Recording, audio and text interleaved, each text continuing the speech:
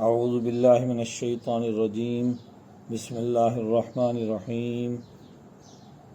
وَأَقِیمُوا الصَّلَاةَ وَآتُوا الزَّکَاةَ وَأَطِیعُوا الرَّسُولَ لَعَلَّکُمْ تُرْحَمُونَ۔ سورۃ النور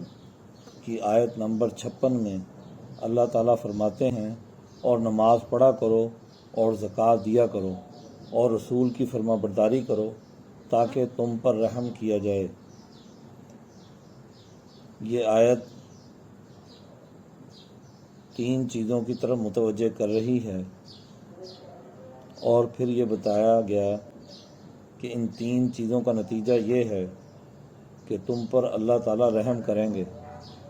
رحم کرنے والوں جو چیزیں اللہ کا رحم ہم پر کرتی ہیں، ان میں سب سے پہلے نماز کا قائم کرنا ہے، اور یہ نماز اللہ تعالیٰ سے تعلق کا سب سے اہم ذریعہ ہے، اور نماز کسی بھی حالت میں معاف نہیں ہے۔ اس کے بعد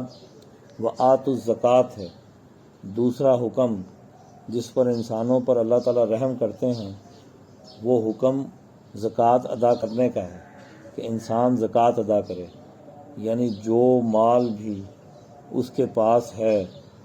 اور اس کے پاس وہ روز مرہ کے اخراجات سے اضافی ہے، اس کے پاس اس وقت سے موجود ہے کہ اس پر سال گزر چکا ہے، تو وہ اپنے مال کو پاک کرے اور اس میں سے زکوٰۃ دے، تاکہ اس کے دل میں کسی قسم کی سرمایہ داری نہ آئے۔ اور پھر تیسری چیز یہ کہ وہ اللہ کے رسول کی اطاعت کرے، نماز بھی اس طرح ادا کرے جیسے حضور اکرم صلی اللہ علیہ وسلم نے ادا کرنے کا حکم دیا، جو اس کے اوقات کار متعین کیے، جو اس کی رکعتیں متعین کی، اور اسی طرح زکوٰۃ بھی اسی اصول پر خرچ کرے، کسی کے دکھلاوے کے لیے خرچ نہ کرے، اور جو اس کا نصاب مقرر ہے اتنا ہی خرچ کرے، اور ان لوگوں پر خرچ کرے جن لوگوں کو مقرر کر دیا گیا کہ یہ زکوٰۃ کے مستحق ہیں۔ تو یہی اللہ کے رسول کی اطاعت ہے۔ یعنی سب سے پہلی چیز یہ کہ انسان جب نماز ادا کرتا ہے تو اس کے لیے اس کا جسم پاک اور صاف ہوتا ہے۔ اب اس پاکی کی حالت میں نماز کے لیے کھڑا ہوتا ہے اور قرآن کی تلاوت کرتا ہے، نماز میں اللہ سے تعلق قائم کرتا ہے، تو اس کا ذہن یکسو ہو کر ہر طرح کے شرک سے پاک ہو جاتا ہے، اور وہ اللہ کے احکامات کو جانتا ہے جو قرآن حکیم میں بیان کیے گئے ہیں، ان کا شعور حاصل کرتا ہے۔ نماز اسے اللہ کے احکامات کی طرف متوجہ کرتی ہے، اور پھر اسی طرح وہ اپنے مال کو پاک کرتا ہے۔ جب اس کا جسم پاک ہے، اس کے خیالات پاک ہیں، تو اب وہ اس نے ایک حلال معیشت کا نظام سوسائٹی کے اندر قائم کیا ہوا ہے، اپنے لیے بھی، اور اگر اس کے اندر صلاحیت ہے تو پورے اجتماع کے لیے بھی، کہ اس نے ایک اجتماعی نظام قائم کیا ہوا ہے، وہ اس اجتماع کا حصہ ہے۔ تو اب اس کے پاس زکوٰۃ ہے، زکوٰۃ کے جس کے 2 دور ہیں۔ ایک دور مکہ میں تھا کہ جس میں کہا گیا کہ قُلِ الْعَفْوَ، کہ جتنا ضرورت سے زائد ہے اسے خرچ کرو، اور دوسرا دور مدینہ میں آیا کہ جب ماحول جو ہے مسلمانوں کی حالت بہتر ہو گئی، تو اب یہ کہا گیا کہ 2.5% تو ہر صورت خرچ کرنا ہے، سوسائٹی کی خوشحالی کی حالت میں بھی ہو تو تب بھی 2.5% ہر صورت خرچ کرنا ہے۔ اور اسی طرح جو ہے اگر اس سے ضرورت پوری نہ ہو تو پھر اور بھی بہت سارے طریقہ کار خرچ کرنے کے بتلائے گئے ہیں کہ انسان اپنے مال کو سوسائٹی پر خرچ کرے۔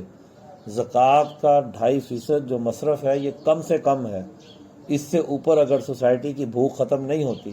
تو انسان اپنے وسائل کو تقسیم کر کے سوسائٹی کی بھوک کو ختم کرنے کے لیے اپنا کردار ادا کرے۔ اور اسی طرح جو ہے انسان معاشرے کے اندر تبھی ترقی کر سکتا ہے جب وہ اصولوں کے تحت زندگی گزارے۔ تو اس لیے تمام مسلمانوں کو حضور اکرم صلی اللہ علیہ وسلم کی پیروی کرنی چاہیے تمام احکامات کے اندر، وہ احکامات معاشرتی ہوں، معاشی ہوں، سیاسی ہوں، کسی بھی نوعیت کے احکامات ہوں، اللہ کے رسول کی اطاعت کو ہی پیش نظر رکھنا چاہیے۔ اس کے علاوہ کسی اور کی اطاعت انسان کے لیے مناسب نہیں ہے، کیونکہ رسول اللہ کے حکم کو بندوں تک پہنچاتا ہے، تو رسول کی اطاعت ہی اصل میں اللہ کی اطاعت ہے۔ سورۃ الفرقان کی آیت 67 میں اس طرف رہنمائی دی گئی، والذین اذا انفقوا لم یسرفوا ولم یقتروا وکان بین ذلک قواما، کہ یہ جو لوگ ہیں مسلمان جن کی خوبیاں بیان کی جا رہی ہیں، یہ مومن لوگ، یہ وہ ہیں کہ جب وہ خرچ کرتے ہیں تو اعتدال کے ساتھ خرچ کرتے ہیں، بیلنس طریقہ کار اختیار کرتے ہیں، نہ تو وہ فضول خرچی کرتے ہیں اور نہ ہی خرچ کرنے میں تنگی کرتے ہیں، بلکہ راہ اعتدال اختیار کرتے ہیں۔ اور یہی راہ اعتدال جو ہے یہ مومنین کی جماعت کی خوبی ہے، مسلم معاشرے کی خوبی ہے کہ وہ ہر معاملے کے اندر اعتدال پسندی کو اختیار کرتا ہے۔ انتہا پسندی کسی طور بھی ٹھیک نہیں ہے۔ انتہا پسندی یہی ہوتی ہے کہ انسان یا تو ایک عمل کو اتنا بڑھ چڑھ کر کرے کہ باقی سارے اعمال کو پیچھے چھوڑ دے، یا پھر ایک عمل کو جو ضروری اور لازمی ہے اسے کرے ہی نہ، اس معاملے کے اندر بالکل ہی لاپرواہی برتے۔ تو یہ انتہا پسندی اسلام کے اندر جائز نہیں ہے۔ اسلام اعتدال پسندی کو پسند کرتا ہے، اور اس لیے یہاں پر خرچ کے معاملے میں اس کی مثال دی گئی کہ جب وہ خرچ کرتے ہیں تو وہ فضول خرچی نہیں کرتے، کہ جہاں پر جتنا ضرورت ہوتی ہے اتنا ہی خرچ کرتے ہیں، یہ نہیں کہ اسراف کرتے ہیں، تعیش کے راستے پر چل نکلتے ہیں، کہ جہاں پر 1000 روپیہ خرچ کرنے سے جو ہے درست خرچ ہو، تو وہاں پر یہ نہیں کہ بلا وجہ تعیش کے نام پر 10,000 20,000 خرچ کر دیں۔ اور اسی طرح جہاں پر خرچ کرنے کا حق بنتا ہو 1000 روپیہ اور وہاں پر کوئی شخص جو ہے وہ 100 روپیہ خرچ کرے، تو گویا اس نے اپنی مٹھی کو بند کر لیا جہاں ضرورت تھی۔ تو نہ وہ بخل کرتے ہیں اور نہ ہی اسراف کرتے ہیں کہ بہت زیادہ بیجا خرچ کریں، بلکہ وہ اعتدال کے راستے پر رہتے ہیں۔ اور یہی اعتدال جو ہے یہ مسلمان جماعت کی خوبی ہے، اور یہ مسلم معاشرے کو اسے ہی اپنانا چاہیے کہ اس کی سوسائٹی جو ہے وہ اعتدال والی سوسائٹی ہونی چاہیے۔